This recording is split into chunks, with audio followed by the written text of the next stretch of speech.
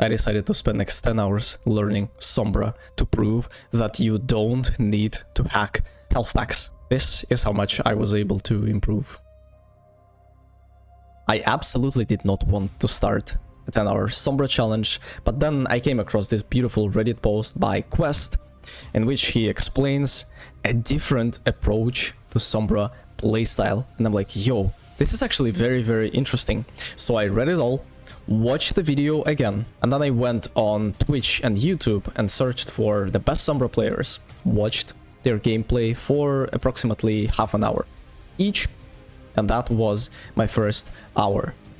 It was time to show the world what I'm capable of. The first thing I noticed when playing the character is that it's actually really fun. It's like Tracer, but a lot less stressful, you know? You don't need to recall, you don't need to like blink around, you don't need to get yourself to a state where you're about to vomit. You're just shooting a backline, and then if you are low, you just go back to your like thingy, right? And I was actually so shocked when I read the Reddit post to not hack the health packs. I'm like, yo, what? You actually need to do that. Like, that's a part of your kit. And there was a beautiful, I think it was number 5, right? Where it says that there is a butterfly effect, right? So you did not deal 100 damage here, and then you lost the game because of it. Well, indirectly, obviously, but that I think that's very much the case. My first game, I was quite useful, honestly. Maybe because it was like a lower level game. It was Diamond 2 lobby, but yeah, I was doing great. Like, woo! This guy's like. My aim was great. I was definitely warmed up. I played a little bit of Symmetry before that, so you really need to have tracking on that character. So Sombra is great for that as well. I feel like my biggest weakness for hour 1, and honestly throughout the whole challenge, is definitely very uncoordinated dive, because it's a dive character and you need to look at that soldier. He's so clueless. He's like it feels like you just need to like coordinate with your team quite a lot more, because if you are distracting the backline and they are just standing still, that's not gonna do much. All in all, beautiful hour 1. There is a phenomenon in every single activity that you do called the newbie gains, where you are actually progressing so much. I feel like my third hour was definitely very much opposite to that. I was suffering quite a lot against their comp, and even though I was doing something, it was definitely not enough to carry the game. If I were to be a little bit better on Sombra, I would definitely try to do something like in a different manner, but it is what it is. Struggle. That's exactly how would you explain my third hour. My translocators were completely destroyed all the time. It was bad. You know what? The hour 4 is when I realized I absolutely love Sombra. And yes, you will not win as many games on it as you would on Tracer if you would master both characters and put them face to face, simply because Tracer is absolutely broken. But oh man, did I enjoy hearing bad things about myself. Did I enjoy reading stuff in global chat saying how horrendous I am as a person. It's so great. It's actually so great.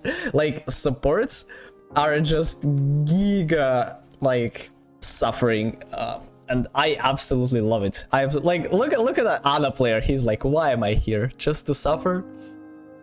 Yeah, that's definitely it. I'm still not hacking health packs. I feel like that's a big waste of time. This soldier was dying quite a lot as well. He's like, oh, I got a sprint, I can run away. Nope, you cannot. 1 HP! I actually did not notice that. Oh my god. Yeah, this soldier is like, oh, I'm gonna jump here. Gotcha, bitch. So yeah, Every single ball that I've encountered in these 4 hours were absolutely crying. Every single life viewer was begging for mercy. Every single Zen player was just spawn camped. I felt great. I feel like my biggest problems were definitely Kiriko players with clans. And this was a big EMP nano. Jesus Christ, this guy believed in me. He's like, yo, you can do it, Sombra. And at the end of the game, he's like, yo, Sombra solo carried this game. I'm like, what are you talking about? I have 3 times less damage than my second DPS. And something like absurd because my tank popped off. This girl on the tank. And this was the final fight, EMP. Amazing stuff. I made a mistake here. Like, how is it not hacked? I hacked this guy. I think it dies after it. And then, yeah, so here Queen is 1 HP, and instead of hacking her, I should have just reloaded and killed her, but that's it.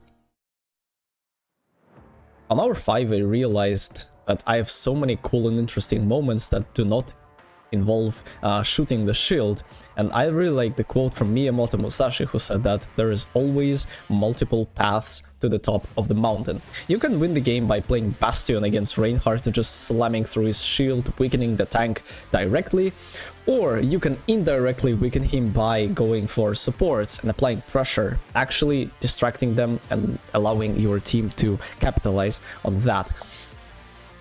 Hour 5, I'm mechanically a lot better than I was before, 100%. Now I understand that I can actually just hold the right click and it's gonna hack like a person automatically when he's gonna be in the range. That's a very crazy concept, right? And like first few hours, I'm like, yo, why my EMP is not working for the first time? From like, you need to press like Q twice, right? I realized that you need to be visible to do that, right? Like, these things are so easy to understand, yet I feel like I am just an idiot who does not understand that. That was a very horrible EMP. I did not achieve anything here. I feel like my biggest mistake in this game was that I was not flanking enough on attack. On defense, I did great. I actually did a lot better. So here, we capitalize on the Genji, and absolutely 100% he would have dashed away, but I hacked him. Lucio, again, is the worst. Like, bro, what is he doing? Like, what is he actually doing without his team? Yeah, I was trying to say. And notice how my damage is like 2 times lower than my other DPS, but I feel like if you are enabling your team, stats don't matter that much. Like, if you can hack Ana and not allow her to use her like ability kit, if you can hack Kiriko so she will not use the cleanse, that's gonna be very massive. If you would ask me to describe myself with 1 word on Sombra, I would say annoying. I'm finally choosing correct targets for hacks, I'm finally distracting the backline, I am finally useful. And this was particularly important for me because when you're playing a character and you don't feel like you are getting results, this can be very discouraging both in Overwatch and in life.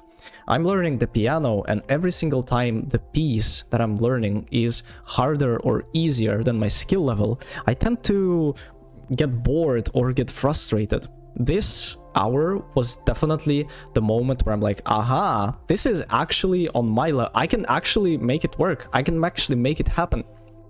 Finally.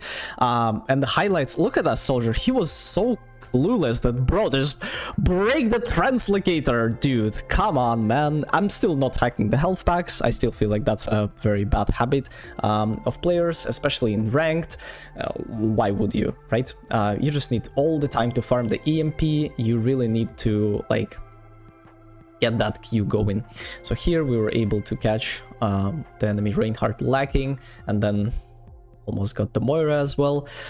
And this, we lost this point, but the next point, oh my god, I was so annoying to the enemy players. It is insane. I feel like geographically speaking, the map is just a lot different from the previous point. And like, if you're a human being with 2 eyes, you can definitely see that. But it's like, it's so much more so much harder to play as Ana here, for example. I don't know why he kept playing it. And look at that Hanzo player. Sheesh, bro. This guy was... Oh my god. Look at that beautiful movement from me. This guy was so clueless. Ain't no way he would have hit the headshot here, right? And then they quickly went on Moira, and then this guy died, and everyone crumbled. Reinhardt is like sitting in the corner like a little rat instead of helping his teammates. Jesus Christ, look at that. I love Sombra. I actually love Sombra. I should not have EMP'd there. That was a big mistake, but then we wasted all of our ultimates here to get the last and final point. We were just so much ahead of them. It was not necessary. Look at that Cassidy. He was completely...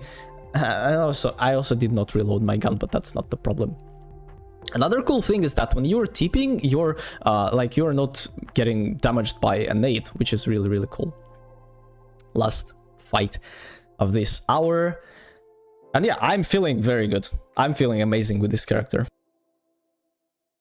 Hour 7, another push map, and it's time to get the Sombra going again. This Mercy and this Brig player were suffering. Holy, they were suffering throughout the whole game. Let me tell you, I was just strictly going for them, because if you take a look at their team comp, Zarya is definitely not killable, even if you hack him, simply because she's just gonna get pocketed. And then Brig is kind of a tough target, right? So Mercy is definitely my #1 priority. I'm going here. I feel like there was a moment where the Brig is like, yup, I'm just giving up. You will actually see that. Oh no, that was a massive headshot on the Tracer. I've actually never seen that. Nice. I almost got the Brig here. I think I should have hacked, and that would be definitely a W here. Even though this guy were pocketed, we were able to convert and get the W on him. I'm telling you, they were so mad about like the whole thing. I was strictly going for them. That was a horrible EMP. I was able to get the Tracer here in that clip. Like, so many cool clips. I did multiple characters now with 10-hour challenges. I feel like Sombra is definitely my #1 in terms of clips, because like, not only you are going for solo kills, and this is actually a true sign of your strength. You can actually tell if a person can solo kill a very hard to hit target. You can actually tell that he's really good in terms of his aim and stuff. Like, look at that, this Brig player just gave up. He's like, nope. I think he would be able to survive, but there was not a Mercy in the line of sight. So yeah, look at that, Mercy player caught off guard, caught lacking. I'm going for more. Notice how it was 107 to like 10, and we lost this game. Do you know why? I had Hanzo, pocketed Hanzo with the same damage as I have on Sombra. Like, help. But these games happen. Sometimes you gotta struggle. You gotta like stick through them. Hour 8. King's Row. I am a lot more confident mechanically. I am warmed up and ready. I understand my possibilities and limitations, and this is really important on a character, so you know what you are capable of, so you don't waste your or your teammates' time. And if you are not capable, you just switch.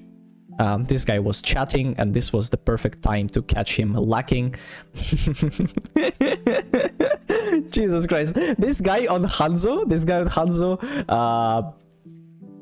actually like being exceptionally toxic to me and my teammates, and he was like, yo, Sombra, you are absolutely horrendous.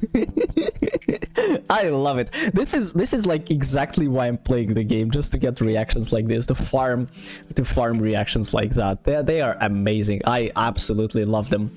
The game was great. We were clapping our opponents quite hard. I was hitting all of my shots. Look at that EMP. I should have actually used the translocator to like TP and do that. I honestly never did that. That was quite That was quite stupid what I did. I should have focused on the Hanzo. But yeah, a beautiful fire strike from my friend, and we were able to finish the things off on the on that toxic Hanzo player. Nice, nice. This is like, it makes me a lot more satisfied when I see how the toxic players are getting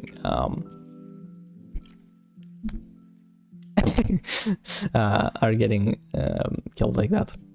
So yeah, we went for that Hanzo player, and he was absolutely not ready for that. Boop. And they went on and almost got the Zen. I actually got the Zen. Jesus Christ. Like, yeah, Zen is actually the worst support against Sombra. Like, actually worse. You have literally nothing. And if you are not holding hands with your second support, you're gonna be perma-dead. I think there was a moment where I have spawn camped Zen player like 7 times, and then he asked half of his team to come, and then I spawn camped him again. Questions? Like, Sombra is just amazing. Look at that, look at that. That was so beautiful. That was actually so beautiful. The synergy with the monkey, and then I am distracting this Ana player. What can he do? He can just like throw his nade, throw his sleep, not on his teammates, but on himself to save his life. And then we were able to convert. Nice. Hour 9. I am a lot better mechanically than I was in hour 1, and hour 5, and even in hour 7. I'm hitting a lot more shots, I am more accurate, I understand how my hacks work and the timing on it. I am able to actually hack the correct target and be in sync with my teammates where I'm needed. Obviously, nothing is perfect, and 10 hours is definitely not enough time to really master the character, to get to the point when you're like, yo, I can actually like solo carry games on Sombra. But still, I made insane amount of newbie gains. Like hour 3, I would definitely forget to use my translocator, or it would get destroyed somewhere, but nope, it's very safe and stuff. It's very much safe to say that Life Weaver is the worst character with Zen against Sombra. Like, actually the worst one. Because yeah, like your hitbox is insane and you have no mobility, and yeah, if you're not holding hands with the support, GG. And then here I'm like pretending to be useful. I'm like, yo, I'm useful, and this soldier caught lacking. Beautiful anti from our Ana, and the Mercy Pocket was absolutely unnecessary here. A very interesting thing is that Teleport also gets rid of all the negative effects, so probably Ash Dynamite is not gonna bother you that much because I just TP'd, and the anti from the Queen ult was not there. I hacked this Orisa. Hacking Orisa is really good because of her like golden skin that she's using to like get rid of her headshot. Yeah, that's actually massive. That is actually massive. And 81 to 99, and we were able to catch this Orisa player lacking, and that was just... why would he do that? But yeah, that's the last final fight of this hour, and we are going for last and final one with thoughts and conclusions. Hour 10, and it's time to give my final and honest thoughts about the character. Sombra is an A-tier character on some maps, and it's safe to say that you can actually counter multiple characters completely. So if they are playing against you, they are permanently dead if your team is capitalizing on the pressure and distraction that you're creating. Absolute S tier in terms of fun that I've had playing the character. If you can master it, she is going to be your good friend. Partly because like all the responsibility is on you. You are the person that's deciding whether you're gonna win on it or lose. It's like in chess, you know, you were playing a 1 versus 1, but in Sombra's case, you diff one opponent and you go for more, and then there is a massive snowball effect after that. I really enjoyed collaborating with my teammates. I really enjoyed like calling out stuff. This was exceptionally eye-opening, and I feel like I feel like this is how Overwatch is meant to be played. Not like Cassidy, when you're just very dry and shooting the shield, like, oh, I shoot the shield, and then I flank a little bit, right? And then it's just... Honestly, like, Sombra is just so much more fun than that. Again, I enjoy it quite a lot more than Tracer, and I feel like Sombra has the potential to be a lot more useful than Tracer, especially when it comes to ranked and especially when it comes to lower skill levels. So if you're hesitating whether you should go for it or not, definitely go for it. Learn Sombra, watch VODs, watch guides. Thank you very much for being there. Thank you very much for staying. See you in the next one. Take care.